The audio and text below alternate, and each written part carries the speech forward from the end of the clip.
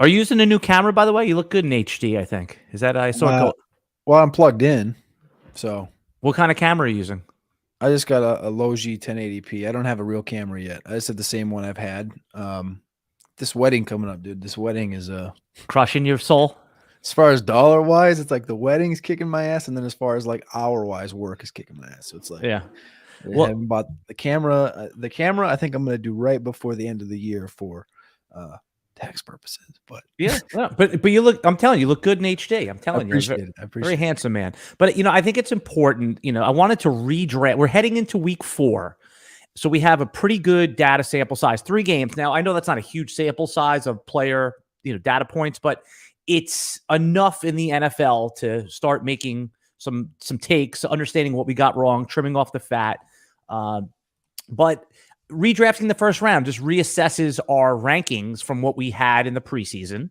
And I think that that's important to do. So what we're going to do today is we're going to do a 2-round single quarterback PPR league where we redraft the first round, every other pick. So, but when you pick at pick 1, just say, for example, and then you pick again at 3, that's not the same team. We're 12 separate managers.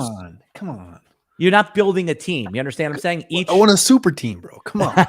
Well, come on. You're still going to do it. And by the way, we are going to do our half-season league again, which you were in last year. So this is a little bit of a warm-up for that.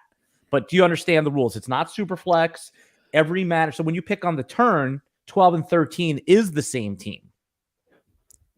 That's fair then. Okay. That's fair. Okay, so I get it. We'll play the fun game. I was hoping I get to make a super team or something, but no. So I just don't want you to build, okay. Play by the rules here. All right. So it's really just a reassessment of our top 12, our top 24 rankings, which we're going to do right now. Let me just, I'm just doing out one more retweet here, and then I'm going to give this podcast my full focus. All right. And by the way, if anyone is in the comments and you make a bad pick, Cody makes a bad pick, make sure you call him out here. All right. Call me. Right. I'm here. I'm not taking Romeo Doubs in the first round or second round. So if you got a problem with that, come correct. So I'll take the first pick here. It's a little bit chalk here, but I think if we were redrafting in a PPR league 1-1, there's a couple ways you can go. But if you just want to lock in those points, Cody, this is the year of the wide receiver. I'm going to take Cooper Kupp at the first overall pick. He probably should have been. He wasn't even being discussed as the first overall pick in late redraft season. In fact, he was falling behind a couple other wide receivers, but 1.1 Cooper Kupp, lock it in. Any issues there? Would you have taken him at 1-1, or would you queued up who you're going to take in this next pick here? Yeah, I was never of the, I mean, when I saw the graphic come out, I was like, he's probably going to do it. He probably will. I don't have a problem with it because you know what's there. You know the consistency. You know where the target share is going to be in this offense. A lot of people, including me, had higher hopes for Allen Robinson, but it looks like it's like just the entirety. It's called the Cooper Kupp show in Los Angeles, which is no surprise. I don't have a problem with it at all because you have the dependability and you have the ceiling. And I think that's exactly what Cooper Kupp brings. But I would have went this other direction, and you can see him already. I've took him at the 103 and the 104 in the FFWC. I'm going Stephon Diggs at the 102. Whoa. Tailored to Josh Allen. I think he finishes the season as the wide receiver 1. We have him wide receiver 2 rest of season right next to Cooper Kupp.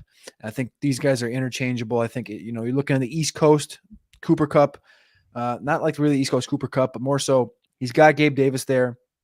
This offense is electric. They're going to stay electric, and Diggs is the focal point of it. So I'm going to continue to roll with Stephon Diggs, who I think is the best route runner in the NFL. All right. So in principle, you don't mind not taking a running back in the first pick. So we're in agreement there. It's what's your flavor. And I think that you're right that Stephon Diggs has that nuclear upside. A couple of years ago, he won you the championship in the semifinal. I mean, but I just think the reason I went with Cooper Kupp is we saw a floor game last week, and a floor game was still 18 points, where you could see a situation where a floor game might be a little bit lower for Stephon Diggs, but over the course of a season, you're not worried about that. Great pick there. Okay. I think at the third pick, if we're redrafting this league, I'm going to take Jonathan Taylor. There's definitely better options, again, still at the wide receiver, but running backs, as you're going to see, it's been ugly so far for the running back position. But if you can lock in a workhorse running back. I liked a little bit what I saw from the Colts last week. He had a good week 1.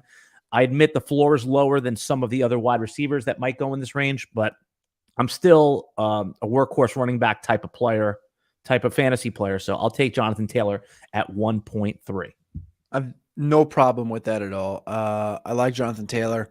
I think the 2 receivers we talked about, there's another one you can add into that list, but I think outside of those 3 guys, Taylor and McCaffrey, I think it's pretty clear who these top end guys are. And if the article didn't come out, what was it, a couple weeks before the season started, where Indianapolis was like, he's not going to get near the workload that he did last year. We want to feature Naheem Hines and all this BS that hasn't really come to fruition.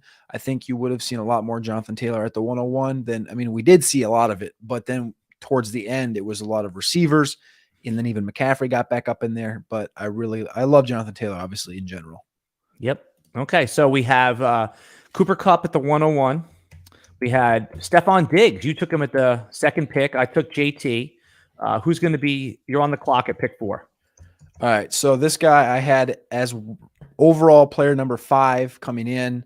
I had 2 guys ahead of him that I'm jumping, including my number 1 guy right now. And that is, do I really want to do it? Do it. Get crazy. Money's on the line. Saquon Barkley at the 104. So I almost took him at pick 2. The reason that I wouldn't have taken him at 2 is because coming into the season, you still can't push away the fact, the truth of what Taylor did. And I feel like we're playing a little hindsight here in this draft. So it's like, in hindsight, Taylor's healthy, the workload that Taylor should be getting, but in hindsight also, you still had to worry about that injury with Barkley. So that I think that is what would have negated me from going Barkley over Taylor. Though rest of season, I think Barkley is ahead of Taylor as he should be. But I think the tough one for me was Justin Jefferson, right? He's had a bad couple of weeks. He started out very hot. I think he's going to continue to be hot. But Barkley has shown he's back. He's healthy. He's the guy. He's got the speed. He's got the elusiveness. He's got the electricity that he had a couple seasons ago, and I think you can trust that from here. So he jumps over Justin Jefferson for me in this redraft right here, and I'm taking Saquon Barkley at the 104.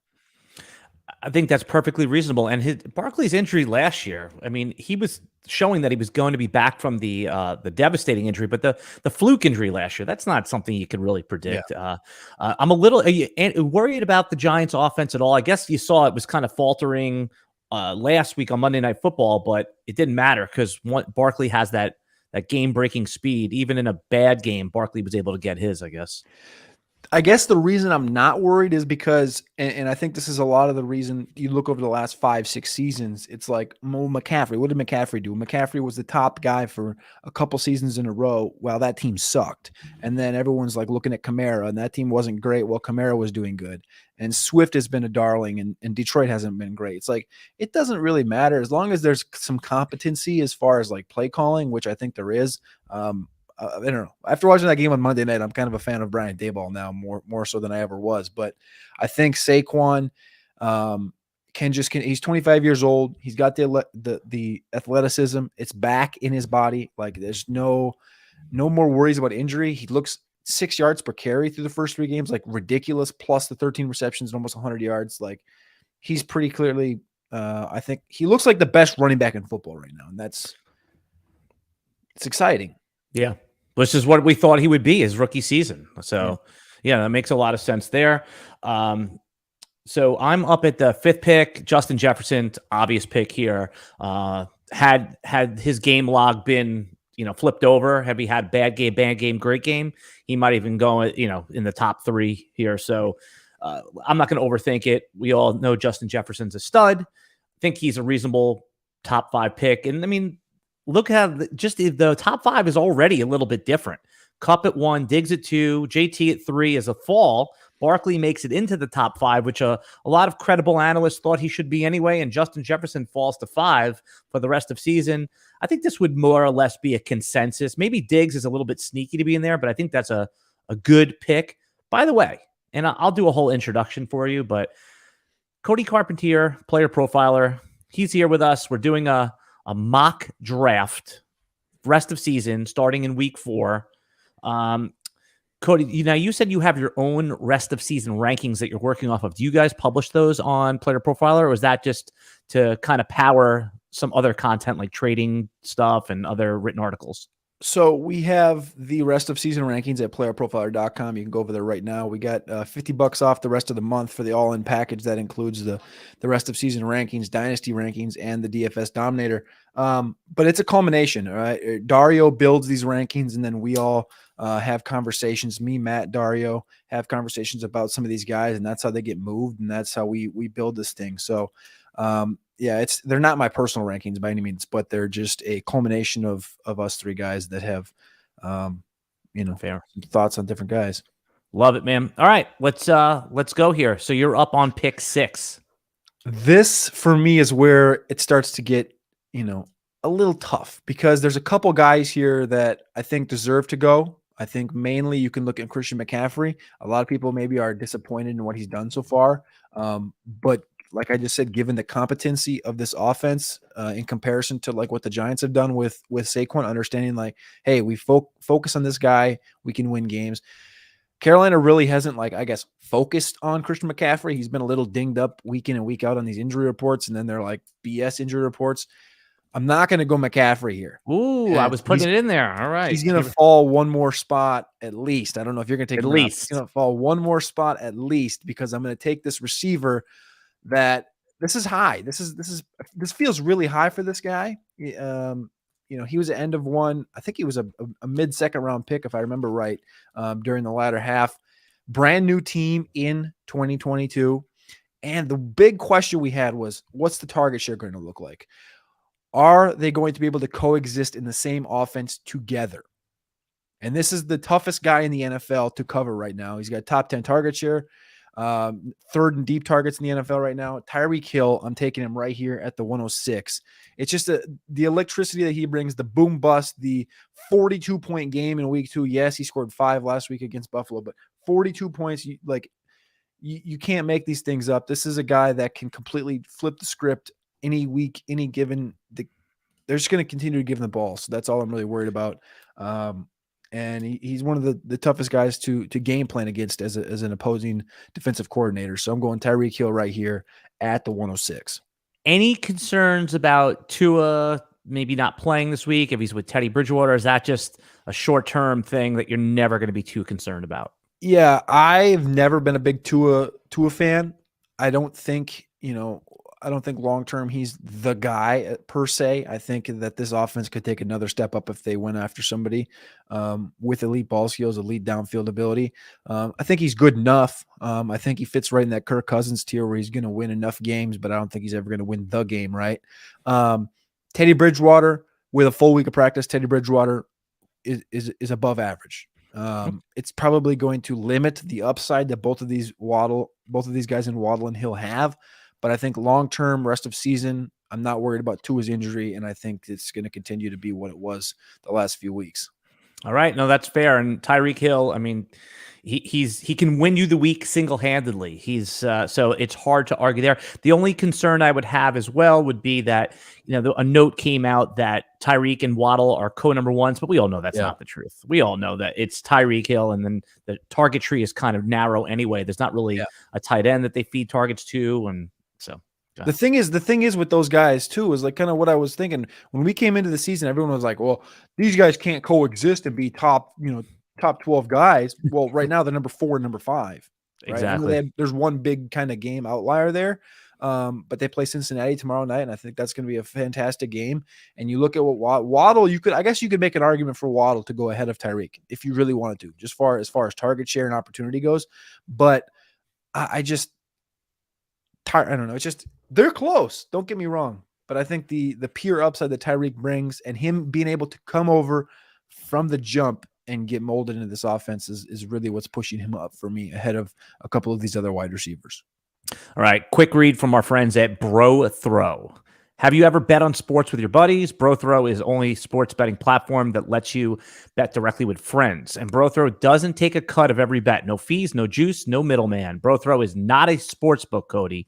You bet on sports directly against other users with no juice or vig, which saves you a ton of money over time. Betting $11 to win 10 stinks. With BroThrow, you bet 10 to win 10.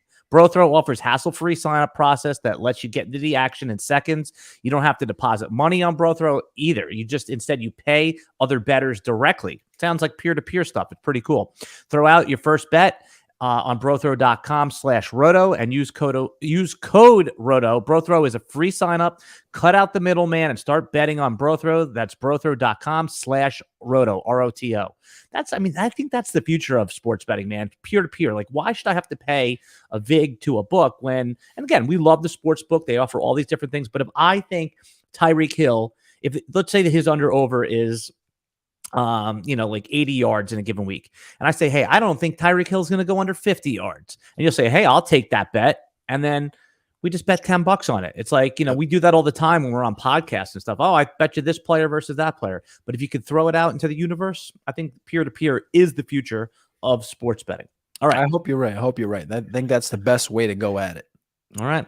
Number 7, I'm not going to let Jamar Chase fall any longer. It's not that I don't love Christian McCaffrey. Actually, I don't love Christian McCaffrey. It's just funny that his workload last week was 25 carries and like 2 targets. You want it the exact opposite way. You want like 8 carries and 12 targets.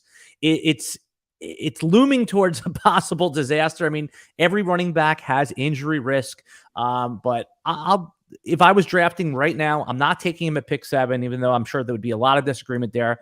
I'm not going to let Jamar Chase. It feels like the Cincinnati Bengals offense is about to go nuclear. They paid for that offensive line, Cody, but there's been leaky. As the season goes on, offensive lines tend to gel, and that's where those downfield Jamar Chase patterns will really start to percolate. I'm going Jamar Chase at pick 7. 28% target share, most targets in the NFL right now. There's not really an argument there. 28% versus T. Higgins, who has 15%, the beta alpha of the NFL. A lot of people want to call him the alpha. I don't think he's the alpha. It's Jamar Chase. You just got him right here at the 107. And that was the one guy that I was like, I should really take him over Hill. But I think it's what Hill's done in this offense from the jump. His teammate, I have more dependability in Waddle opening up every part of the field for Hill than I do of Higgins opening up every part of the field for Chase, because it seems like Chase, in the games he gets locked up, it's because he's not getting any help on the other side of the field. So fair enough. All right. You're up at the pick 108 in our single quarterback PPR mock draft. You're making it tough on me, man. You're making it tough because this guy just keeps falling. And I was like, I feel like I have to take him. But again, the competency of the Carolina Panthers offense, they haven't used DJ Moore. Laviska Shenault, he might now be the receiving leader or shortly behind Robbie Anderson, I think, if I'm corrected. But as far as usage of Christian McCaffrey, his opportunity shares top 5 and the fantasy points just aren't there right now. I'm pushing Christian McCaffrey down the board even more. And with the 108, we're going with the guy. He was going at the end of the second, sometimes the early third on FFWC.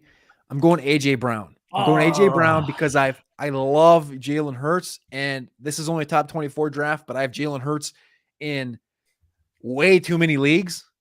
So it's like one of those things, like I had Lance in a few leagues, and when he got hurt, I was like, oh, bro, oh my gosh, that's going to burn a couple teams. It's like if Hurts got hurt, I'd probably just like my computer retire. The computer just go out the window, and I'd just be like, all right, I'm going on vacation for the rest of the season. They would need to bring the straitjacket police into your home. And Jalen Hurts is obviously I want to talk about the AJ Brown pick, but Jalen Hurts, it just seemed kind of captain obvious in the preseason. Like, that's the quarterback that you want to get. People try to push it to the 7th round. You needed to take him in the 6th round to secure him in single quarterback leagues. It was so obvious that if he took even a small step forward in passing, that he was going to be one of the best values in all fantasy football. Obviously, Lamar so far is the best value in the quarterback position. But yeah, AJ Brown, man, it just shows what a criminal misuse the Titans, how the Titans used him, that they're just, loading him up here. I love this pick right here. And yeah, if you got him in the 2nd round, remember AJ Brown was considered a reach in the 2nd round. It was like, I guess I'll take him. Oh, pick 8. You got to love it. I have one team. It's the Des Bryant Best Ball Tournament, and I took Jefferson at 2. I took Pittman at the 211, and then I got AJ Brown at the 302. And that is by far my favorite team so far this offseason. And it's getting AJ Brown at the 302. It's just amazing. He should have never been going that low. If there was any 33% target share, number 3 in the NFL right now, 4th in air yard share.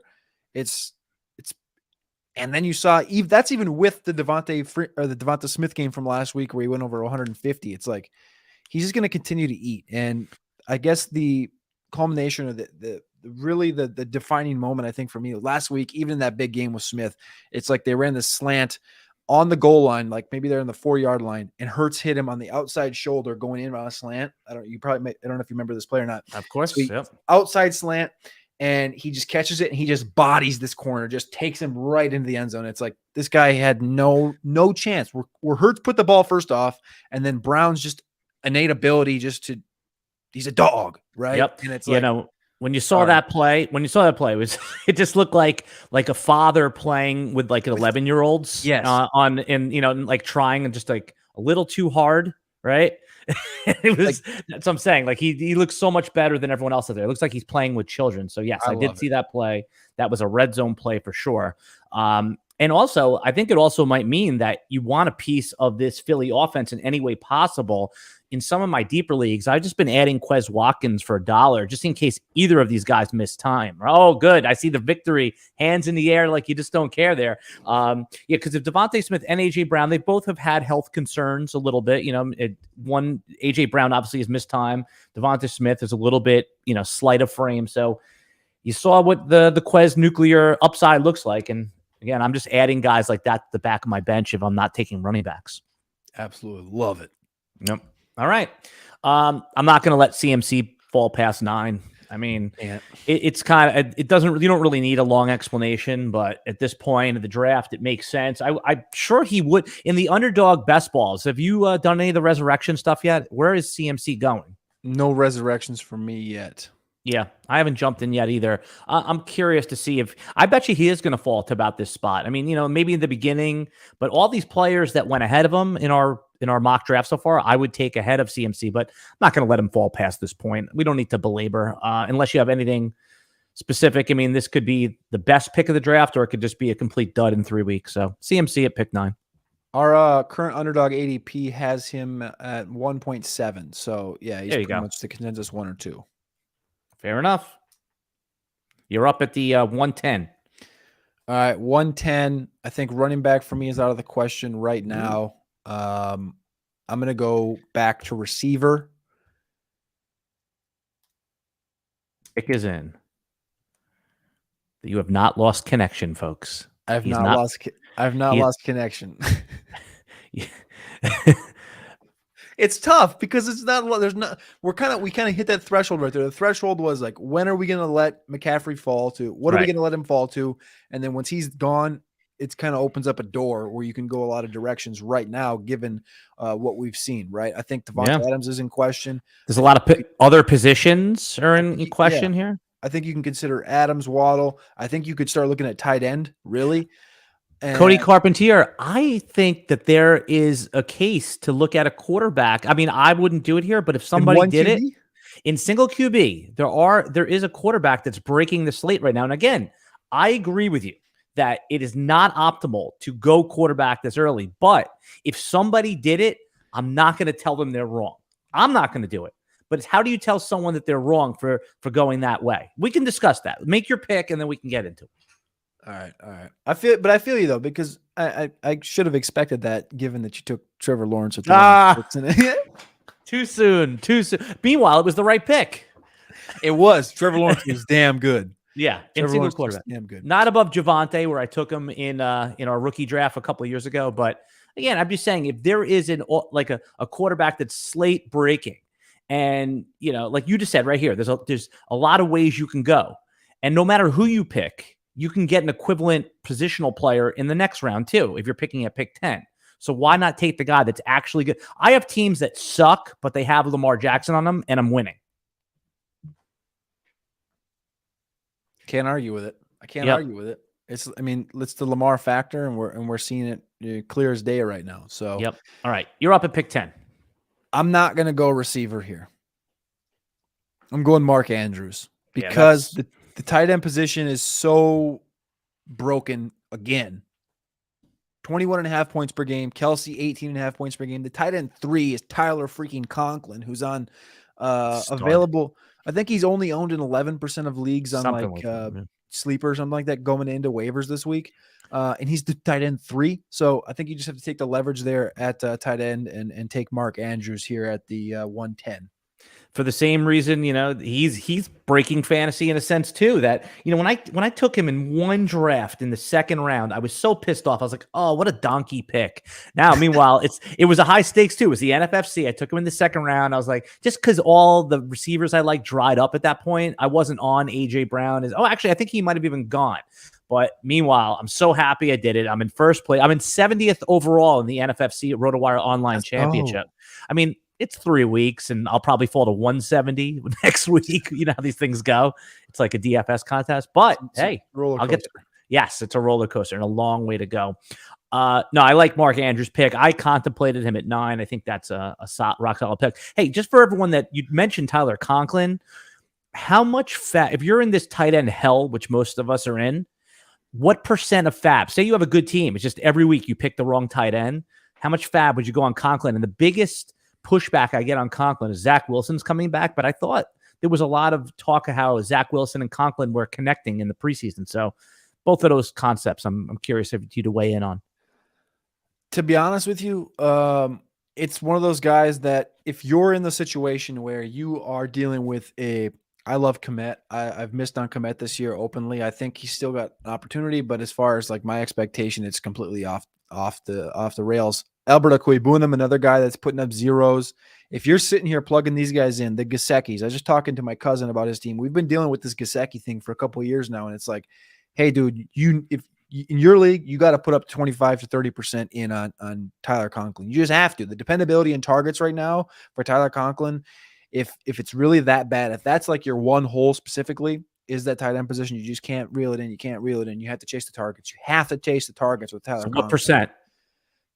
20? It depends on your league and how your team is built, right? If your team is built and you have depth at running back and you have depth at receiver and you're like, wow, I don't really need – I would go up to like the 30% mark with Tyler Conklin. It's a lot on a tight end. It's a lot on a tight end. But if you need it and that's the only thing that you have left, you're going up to 30% max, I would say, in that area. You also need to know your league mates. In some leagues, he's a guy you could probably spend 8 to 10% on. But I think in the leagues where you're dealing with this headache at the tight end position, I think he can cure it like an ibuprofen or 6. And I think you can throw up to 25 to 30% on him and confidently just say, all right, I got my guy. I'm plugging him in. And you just kind of ride with it. I agree with that philosophy 100%. Don't be afraid to overpay to fix a problem. And I think that's a dynasty solution too. I'm willing to overpay in my dynasty leagues to fix a problem that I have. Everyone wants to win the trade. I think the same goes for the waiver wire here. All right, pick 11. I'm on the board here, and this one might be the one that gets a little bit of squinty eyes from some people. They'll be like, what's he doing here? But sometimes we just have to adjust to what's going on. Nick Chubb is the RB2 in the fantasy football season. Running backs are a disaster this year. Nick Chubb is not a disaster. You got him in the 3rd round. He almost fell to like the 4th round in a couple of high-stakes drafts. I couldn't believe it. But for the most part, he was a 3rd-round running back.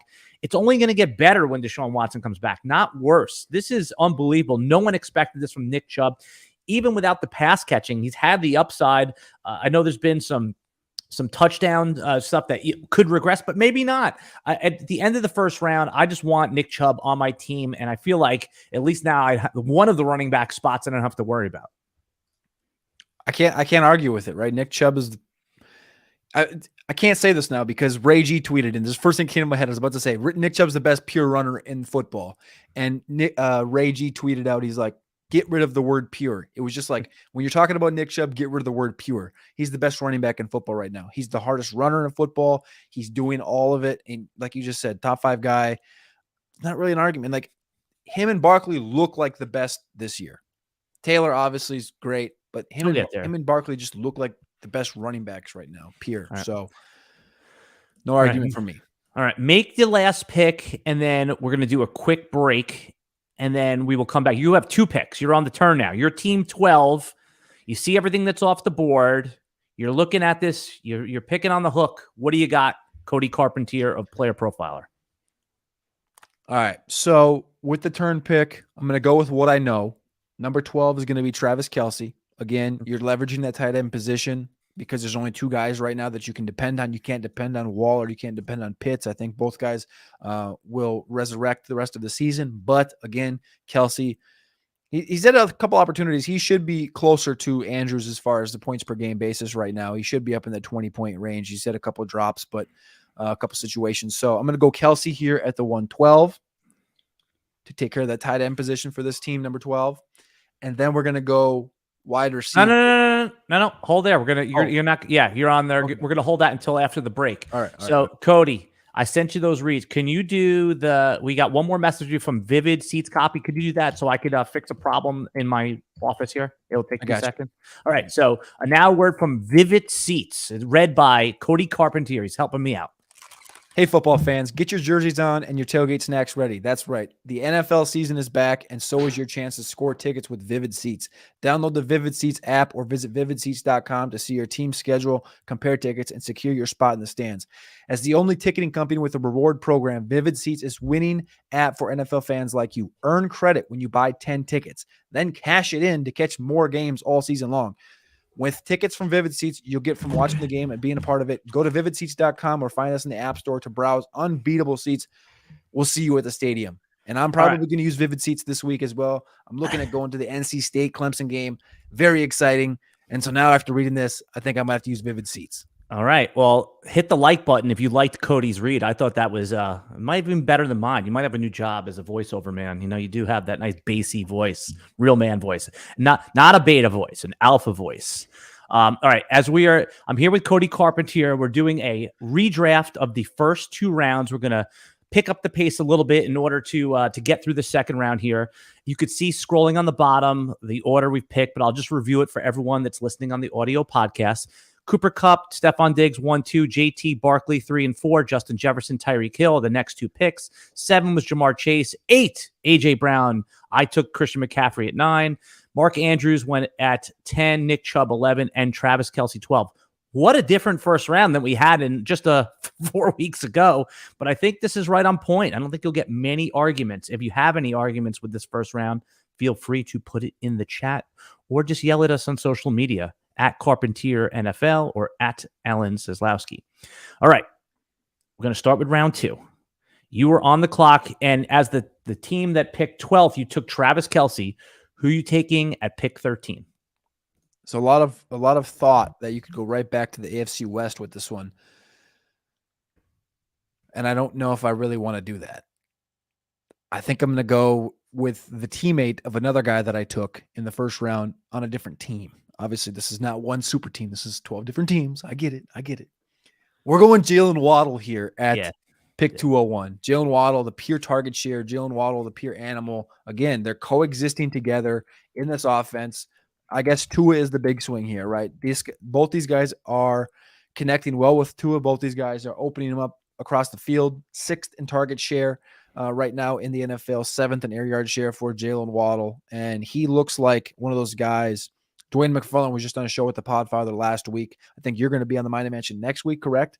And on that Mind Mansion show with Dwayne McFarland, he's like, we need to do a show next year because I think we get too locked in over the summer to, ADP, all this bullshit. And then you come around and it's like, just take the good players. And what do we know about Jalen Waddle? He's a good player. What he did last season, setting the record for most receptions from a rookie. Just take the good players. Know what you know and know what you don't. And what do you know? Jalen Waddle is a good player. Take him here at the 201 and get those targets. I would have taken him if you didn't, just so you know. So we're in sync here. That's a snipe. That's a snipe right there. That's a true snipe, right? That's a true snipe because you're reaching up above what perceived ADP was. And listen to this thought here. It's kind of a half-baked thought, but ADP poisons your mind. All right, that's really what you were saying here. And I think that if we go back to our rankings that we made in February or March for that year, those are going to be our more sober rankings. Now, obviously, things are going to change with trades and just camp news. But for the most part, Jalen Waddle was going on the late second round in early drafts. He was going on the 2-3 turn. The Tyreek Hill trade happened. He moved to the third round, and then slowly he creeped down. But yet nothing changed for him. In fact, you could argue that Tyreek Hill, as you just made the great argument, actually helps Jalen Waddle. It makes it so they can't ever really double him.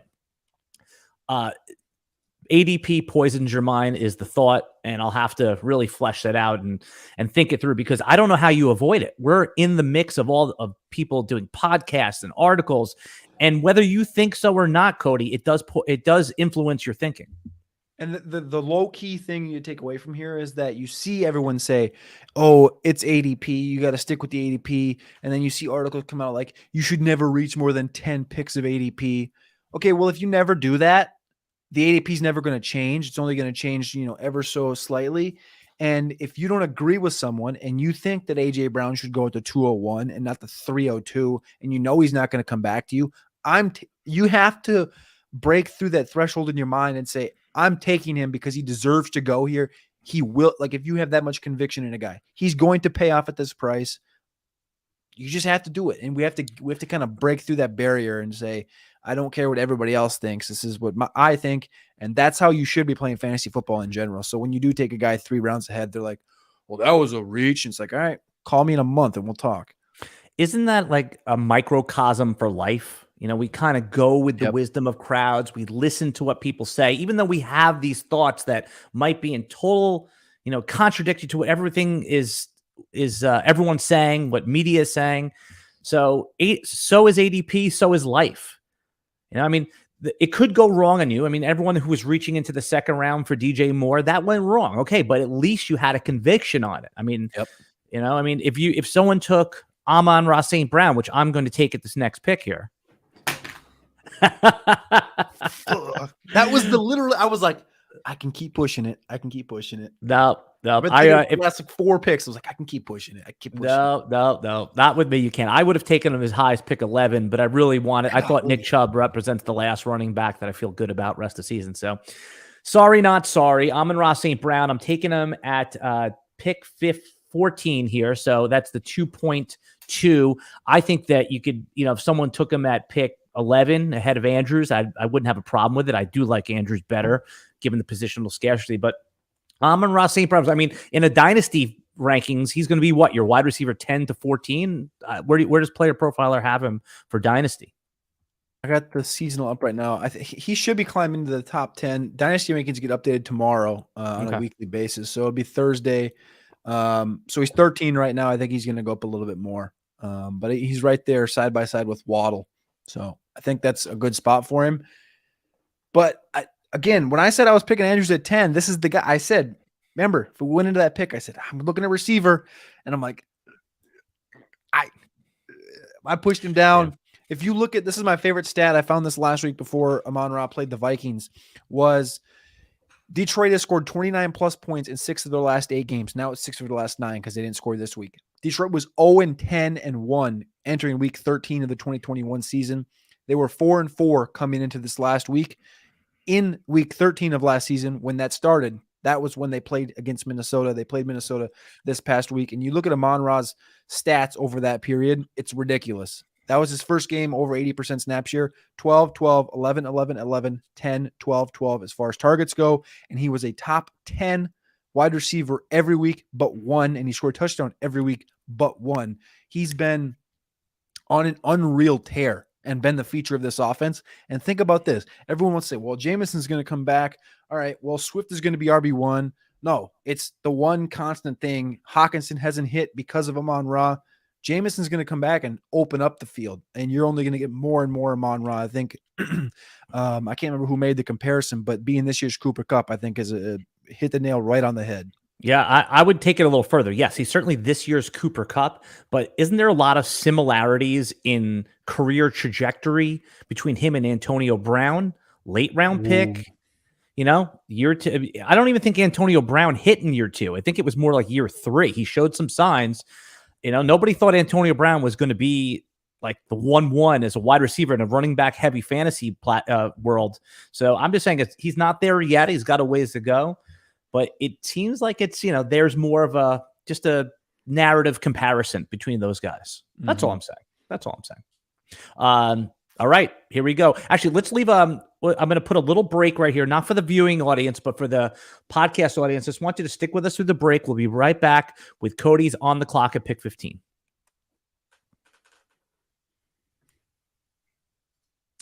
And we're back with Cody Carpentier, a player profiler. I'm Alan Seslowsky. You follow me at Alan Seslowsky. You follow Cody at Carpentier NFL.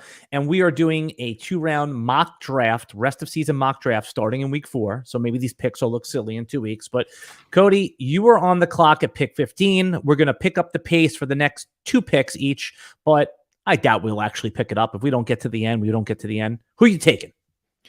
For those that have been following along, to me, I don't know if you were as big a fan of this guy or not. I'm going to hear your opinion right after I say his name. It seems like he might be quietly being ignored. I almost forgot about him on this list. Wide receiver 6 on a points per game basis this year, but he's missed 1 game, and that's why I think he's disappearing from a lot of these top end of these lists. Wide receiver 6 at the wide receiver position, top end, Michael Pittman. This is about where he ended up going towards the end there. He was going anywhere in round 2. I saw him as high as 112. I saw him as low as 302. I love Michael Pittman. I think he's going to continue in this offense to eat the rest of the season. 25% target share through those 2 games he's played. 95% snap share. I love Michael Pittman, and I think I'm going to continue to hammer Michael Pittman. I'm going to pair him here with my Mark Andrews team. You are, it's so funny because he's out for 1 game. People forget about him. Had he had those 2 games and say a similar 3rd game, we'd be talking about him in the first round, right? Yeah. So fantasy players, we think, especially dynasty players, we think we have such a long view. We don't. It's all recency bias. You just stole Michael Pittman there. I mean, I like all the picks that have gone before him, but yeah. Michael Pittman at pick 15. He was going a little bit later than this. You know, he was going like late round 2. I know in some of the high stakes drafts, he was getting pushed. But in your typical home league drafts, he was falling even into the middle of round 3. So good pick, Cody. I'm not gonna crap on you for that one. All right, I'm on the clock here. Now this one, you know, I know you don't take quarterback this early, but when we have the data that we have right now, Lamar Jackson is putting up 50s. I mean, 48 points. You can have a bad team in fantasy football, and I think that there's going to be offseason discussion if these style of quarterbacks should go at the end of round 2, and this could be a little bit early, but we're talking the current season we're in. We don't have to project anything out. We don't love the Ravens running backs. We think Lamar is going to continue to eat, or it can only go up from here with the rushing. And wide receiver wise, it's like, you know, he's got 2 or 3 targets he likes. That's it. And it's Mark Andrews. He's got, Devin Duvernay's been catching touchdowns. And of course, Rashad Bateman has yet to have that big explosive game. So might be a reach, but when I have Lamar Jackson and my opponent is facing off with Derek Carr, they're going to be in fear. Let's go Lamar Jackson at pick 16. Fun. Again, I mean, I don't. He's in the contract year. He's doing exactly what he should be doing to get this contract. They're going to have to give it to him because he's a complete game changer. He's running everything. I know we're talking fantasy, but as far as just a pure quarterback right now, he's making himself almost unguardable, unplayable. You know, he's special, right? 5 touchdowns, 4 touchdowns, 3 touchdowns, like you said, 40s, and like the floor is QB8. So QB8.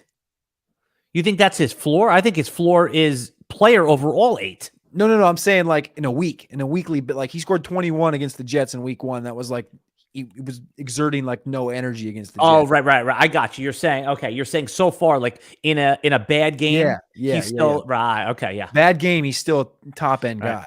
And you know what? You can't, like, I understand if anyone said to me, oh, you're an idiot, you could still get, QB5 2 rounds later. You're right.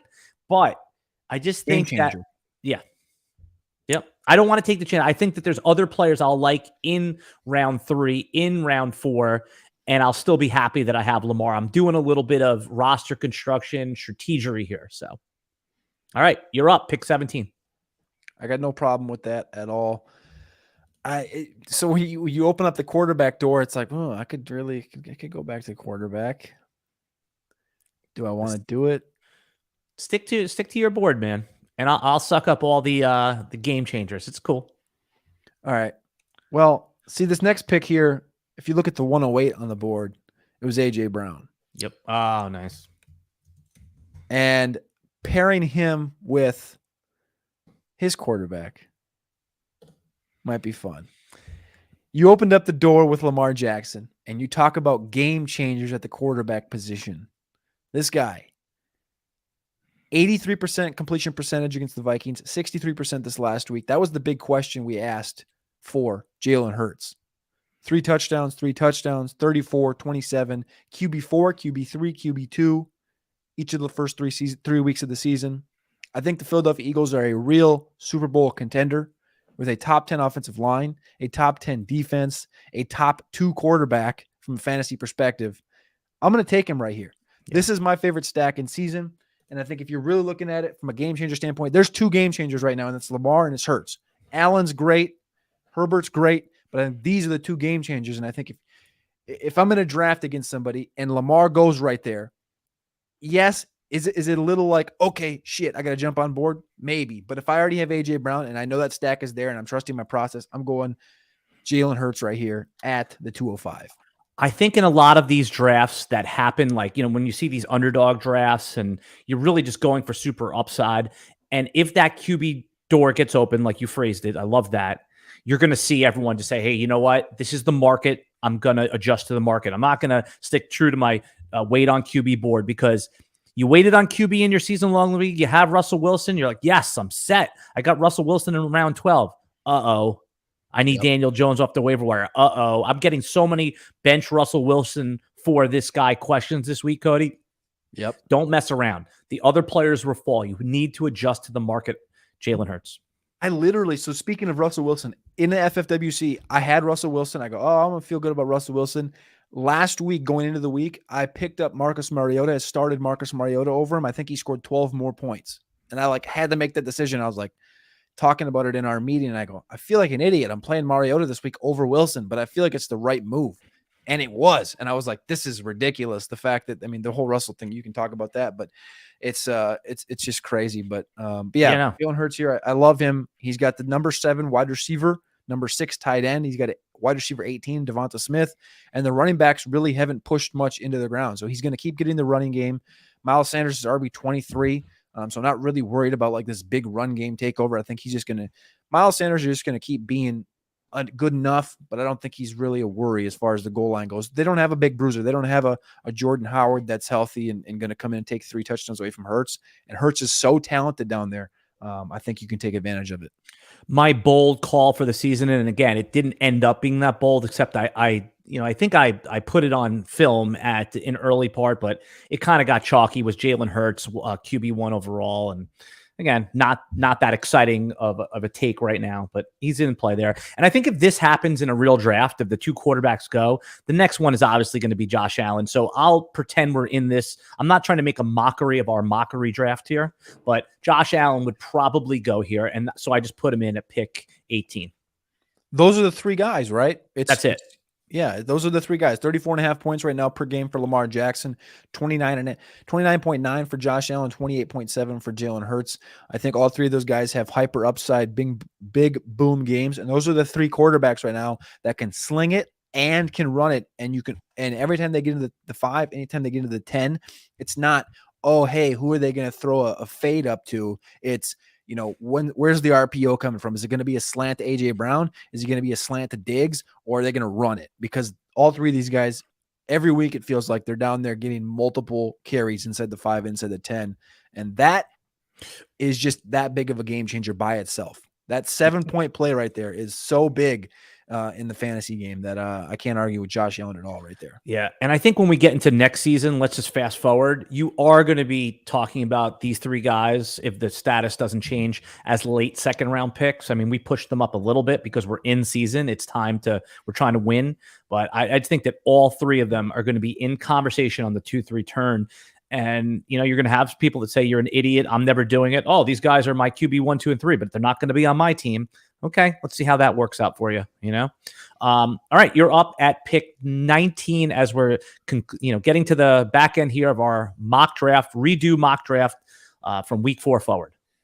All right, this guy has been getting pushed down and pushed down and pushed down after being a guy that was 8, 9, 10 in these first round picks, as a first round pick over the last few months.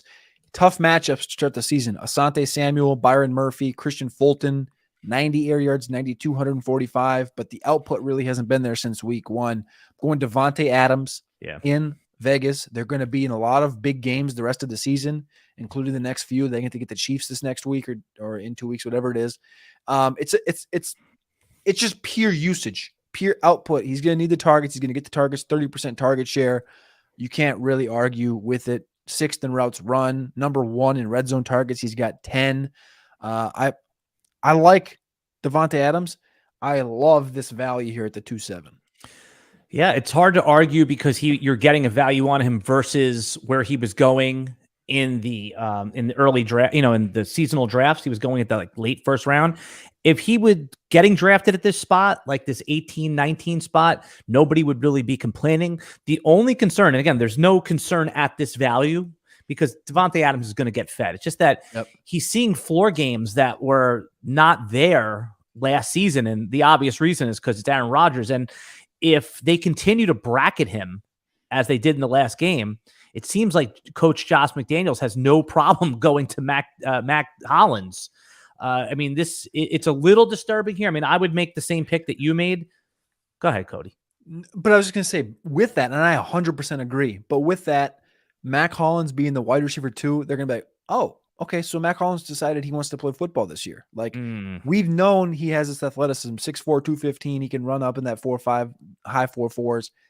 It's just like it feels like it's like this year's Zay Jones. And I have much respect for Mac. I think Mac is a great, but all right, he can do it. This is the defense is made. The defense is like, all right, we're going to bracket Adams and make Mac Hollins beat us. And what did Mac Hollins do? He beat you. So now you got to rethink that. And now they're going to say, all right, well, we'll shade a little bit more over so we don't get burnt over the top. Now the run game is going to come into effect. I think it all circles together, right? Josh McDaniels is smart enough. Belichick was smart enough. These guys all worked together forever. I think you're going to see the wheel come back around 17 targets, 7 and 10 for Adams, just because the ball isn't getting completed right now. Has a touchdown each of those 3 games. Just trust in the process here. Like you said, just the targets, the pure talent that Adams has. And I just, honestly, the shootouts that they're going to be in down this stretch, they're going to be fighting through every single game. We saw it this last week. They almost came back against the Titans. So I don't know. I'm okay with it. All right. Before we make my next pick real quick, you got a trade question for the chat. And I know that normally we don't do trade questions, but I thought this one's pretty interesting. Just snap call on this, Cody. We had someone that wants one side A is Keenan Allen, Bateman, and Ertz. Side 2 is Pittman, Gabe Davis, and Irv Smith. It seems like a fair trade to me, either side. But for the most part, I'm going to err on that side of the Pittman, Gabe Davis, and Irv Smith. Yes. Okay. In both dynasty and seasonal. Yeah. I mean, that's, just the better players are on one side. All right. I'm up at pick 20. Now, this one, I might be a little sneaky to you, but I'm curious of your reaction. And if you don't like this pick, I want you to tell me because I think this is an important pick. Running backs are hard to come by, man. And I think the one that we have to really adjust what's happened on the field is James Robinson. And I'm a little worried. I know Mixon, Aaron Jones, but those guys worry me a little bit. There is no concerns. And if Jacksonville is who we think they're going to be, if they beat Philly this week and James Robinson has another good game, you're going to be like, oh my God, Alan Seslowsky was a genius. Now I could look foolish next week too. But he's RB3 on the year. We've already seen him have a top 5 season. He is redefining the narrative on Achilles. Trevor Lawrence is starting to become that great pick in the first round of a rookie draft, like by me, pick 7 over Javonte Williams. No, just kidding. But I am taking James Robinson here. It's adjusting to what's happening before everyone else does. I'm taking the risk right here at pick 20. I respect it. 100% respect it. It's ballsy, to say the least, given the guys that are still on the board, but you're taking him with what you know, and we're doing with what we know, right? I think Jacksonville is a top 10 offensive line right now. We just released the offensive line rankings the last 2 weeks at playerprofiler.com, and go check those out right now. Who's the top 3 offensive lines? Denver, good. Denver, Atlanta, and Philly. Okay. Atlanta's been running the shit out of the ball. Denver is just sneakily. This is the confusing thing with like Denver as a whole. Their offensive line is great, but they just haven't been doing shit. And then Philadelphia, I think, goes without saying. But yeah, and Jacksonville, when I got done with it, I was like, this makes sense though, because what they spent on the offensive line, bringing in Scherf, bringing in Fortner, like this makes sense. And then you see what James Robinson's doing.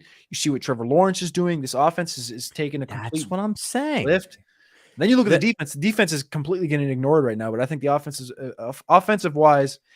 And I think the sneaky thing also is like ETN. Everyone's like, well, ETN, da da da da. It's like ETN is going to continue to get some, but that doesn't matter because the efficiency with James Robinson, keeping him in for 60%. If you look at the games that Derrick Henry had a couple seasons ago in that 2020 year when he went ballistic, I think he had one game over 80% snap share in those games in the season where he went for 2,000 yards. You don't need to be in for 90% of the snaps, 95% of the snaps, 60%, 59%, 52% for James Robinson, and still cresting 20 fantasy points. That's impressive. That's what I'm saying. And if it goes up from there, and he presumably will get healthier and healthier and healthier if he's not already. I mean, so and he's got a touchdown in every game. He's the goal line back, right? I mean, he's the trusted guy, and he just keeps defying the odds. So running backs are going to run thin here a little bit. You're going to have your ups and downs. James Robinson is Mr. Consistent. I've kept you way longer than I said I would, Cody. You're always generous to me with your time. So let's knock out the rest of these picks here. You are up at pick 21. I didn't even realize the time flew by so fast. I don't even care. I'm here forever for my brother. I appreciate you, man. I appreciate you having me on here. So we're at the 209 here, and This is my Saquon Barkley team. Do I want to go back to running back again, or do I go receiver? I think I'm going receiver. And the reason I'm going receiver is because I think there's just a handful of guys that are left that are going to continue to get that output, that target share that we're looking for. There's one guy that really hasn't burst onto the scene yet in 2022, had a great 2021. I'm not going Deebo Samuel. I'm actually going to go CeeDee Lamb. Might be a surprise to a lot of people. You're buying the Cooper Rush right now. Cooper Rush, I mean, he's doing his best Mac Jones impression. Number 2 target share for CeeDee Lamb. Tolbert started to get snaps last week. Gallup should be back soon. It's only going to elevate this team. Number 2 target share, number 3 in overall targets, number 2 in air yard share for CeeDee Lamb. He's just starting to get going, 122, 104, 130 air yards, double-digit targets every single week. Trust the process with CeeDee Lamb. It's going to continue to grow, continue to build, taking him here at the 209. Yeah, it's a tale of two halves in the last game. Had he not produced in that second half, and by the way, that catch that he made in the end zone, it wasn't just like he got lucky. That was one of the sickest catches of the year, don't you think? I mean, outside George Pickens, but I think the Lamb catch was – he needed that, though. That was like – that's where you – do I think he's a pure alpha? No. But I think he's one of the better beta receivers, the better number 2s overall in the NFL, and he's working in that number 1 role. Imagine if he caught that one ball that he dropped. You're looking at a stat line that's 9 for 120, and he's got 2 touchdowns and 34 fantasy points, and then you're talking about a guy that's not wide receiver 23. He's wide receiver 14 or 13 or whatever, right? So it's just a different context, and everyone right now is like, oh, fuck him. He dropped that ball. Sorry, I don't know if I can cuss or not, but you're good. You're good. Ball, whatever it is, what it is. It's Lamb's a stud, right? And even with Cooper Rush, he's getting it done. Dak's going to come back. The running game's going to keep going. The offensive line's going to get healthier. Gallup, I'm not worried. I think Lamb's going to continue to get these targets. Yeah, I mean that drop was disturbing, and then he just totally made good on it. So it's like he was like running down the field, eyes. And it's like. And for fantasy football, I don't think that Cooper Rush really matters. I mean, CeeDee Lamb's going to get his targets. It's just what he does with those opportunities. I like that pick. You're getting some value on him versus the first round. Now, have you noticed players that are falling, and I'm just going to do some table talk here and some names that have not been drafted yet. If we draft them, that's fine. But DeAndre Swift now has a 3-week injury. You're not going to take him in this range anymore. Najee Harris has been, probably was overpriced as a first or second round pick. Should have been a third round pick the whole time anyway. And the other guy on the board, I don't want to call him out, but there is a running back that had a big week last week. I'm not going to take him. I know that I'm taking a pick here that cannot fail at this ADP, and there is a case for him to vault into the first round, and that's Javonte Williams. Again, it hasn't been great yet, but I think that this is the floor. So it will be at least a single or a double if it doesn't work out. And it's a complete home run grand slam if Melvin Gordon does miss his time and this Denver offense continues to get it together. If Russ can, listen, there's growing pains with a new quarterback on a new team. I still have faith that they'll get it together. So I'm going to take Javonte Williams here. It's a total upside pick. There are better floor picks here. Javonte Williams, you're up at unless you want to make a quick comment there, you are up at pick 23. I'll let you have it. I'll move on to this next pick right here. This is my Stephon Diggs pick. at the 102. So I'm pairing him with a running back. And this is a guy, this is could be classified as kind of in your James Robinson area, right? This is a guy that was overlooked coming into the season for a multitude of reasons. The offense sucks. He's not going to be able to do anything. He can't repeat what he did in the early part of last season, blah, blah, blah, blah, blah. He's currently the RB6. Last season, the first 3 games, 16.3 fantasy points per game, RB9. This year, through the first 3 weeks, RB6, 16.3 fantasy points per game. I am continuing to trust the process. I just made a TikTok on this guy because he's a dog, and he's an animal. He's elusive. He's electric, and he's just overall Cordero Patterson right here. Whoa! Crazy, right? Listen to this. So listen, let me was not expecting that. Craziest thing you would ever think of, right? Ahead of these other guys, ahead of the Swifts, the Cooks, the Ford, a lot of injury risk players. Again, like look at Eckler still on the board. Eckler might not get drafted in these top 24 because I don't know why he was ever going 103, 104, but it is what it is. Back to Cordero Patterson. I just did a TikTok on this. You look at the career touches entering season number 10, which is this year. He's 31 and a half years old. He's got 874 touches in his career. 10 seasons. All right. That's 87 touches a season. Derrick Henry entering year 4, which was 2020, 861. So he's got 15 more touches through 10 seasons than Henry had through 4. And Henry, notoriously, we know, did not have the biggest workload through Bama, did not have the biggest work through his first 4 years because of DeMarco Murray. You look at what Derrick Henry did, and everyone's like, oh, he's 31 and a half years old for Patterson. He's not going to be able to do anything. I'm not saying Cordero Patterson is going to go for 2,000 yards, but when you watch him on tape, he looks like one of the best running backs in football. He has made vast improvements. The offensive line has been fantastic this year. They have a top 5 offensive line in the running game, especially. If not, they're arguably one of the top 3 offensive lines as far as running purely. Otherwise, 31-year-old running backs, Curtis Martin, Tiki Barber, both had over 1,600 yards, over 40 receptions. It can be done at the running back position, let alone the workload like I just mentioned. Then you talk about the usage. Like I said, with Henry, 1 game over 80% snap share in those 31 games in 2019 and 2020 under Arthur Smith. Arthur Smith is now the head coach of the Atlanta Falcons. 18 of those 31 games, he was under 70% snap share. For Cordero Patterson, 60.5% snap share on average. 22 carries, 120 yards, and a touchdown in week 1. You can continue to expect this output from Cordero Patterson, 16 fantasy points per game. And when you're looking at the wide receiver position right now, it's the Mike Williamses, the Mike Evans, the Cortland Suttons. I prefer a Cordero Patterson. I know what the output is. As long as his offensive line stays healthy, Atlanta is going to be in a lot of games. They're going to win a lot? No, but they're going to be in a lot of games because of Cordero Patterson and because of Marcus Mariota. Cody Carpentier, you just made this podcast great. I thought he would fall to the 3rd round. I was going to talk about him as the best pick in the 3rd round. So you just broke our podcast. CPAT, he does look like a real NFL running back, and it's not about the age. It's about the number of carries. And I like that you identified Atlanta as having a plus offensive line, and you said a top 5 offensive line, top 8 offensive line.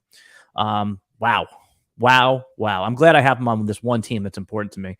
All right, I was not expecting that. I need to catch my breath here. Hold on a second.